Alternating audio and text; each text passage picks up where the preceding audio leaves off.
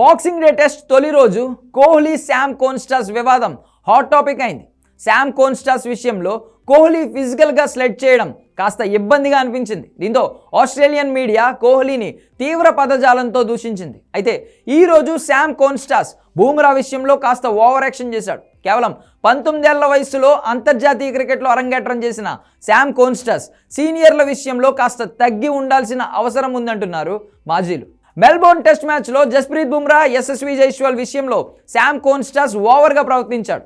తాజాగా సిడ్నీ వేదికగా ప్రారంభమైన 5వ టెస్ట్ మ్యాచ్లో కూడా శామ్ కోన్స్టాస్ తన చేష్టలతో బూమ్రాకు కోపం తెప్పించాడు. ఈ మ్యాచ్లో కెప్టెన్గా వ్యవహరిస్తున్న బూమ్రా ఆరంభంలోనే ఉస్మాన్ ఖవాజా వికెట్ తీశాడు. ఆ తరువాత తొలి రోజు ఆట ముగిసింది. దీంతో శామ్ కోన్స్టాస్ ముఖం వాడిపోయింది. ఎందుకంటే ఈ వికెట్కి ముందు శామ్ బూమ్రా విషయంలో కాస్త దూకుడుగా ప్రవర్తించాడు.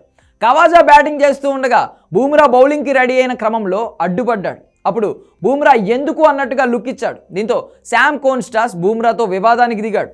దీంతో బూమ్రా సీరియస్గా శామ్ వైపు వెళ్తూ ఉండగా ఇందులో ఎంపైర్ జోక్యం చేసుకోవడంతో ఇద్దరూ తమ తమ స్థానాలకు వెళ్ళిపోయారు. అయితే ఆ నెక్స్ట్ బంత్కే బూమ్రా ఖవాజాని అవుట్ చేశాడు. దీంతో వికెట్ తీసిన ఆనందంలో బూమ్రా సంబరాలు చేసుకుంటూ శామ్ కోన్స్టాస్ వైపు చూశాడు. శామ్ కోన్స్టాస్ తల దించుకుని స్టాండ్స్ వైపుకు వెళ్ళిపోయాడు. తొలి రోజు ఆట ముగిసే సమయానికి ఆస్ట్రేలియా 1 వికెట్ కోల్పోయి 9 పరుగులు చేసింది. అంతకుముందు టీమిండియా 10 వికెట్లు కోల్పోయి 185 పరుగులకే కుప్పకూలింది. ఈ మ్యాచ్లో మరోసారి భారత బ్యాటింగ్ విఫలమైంది.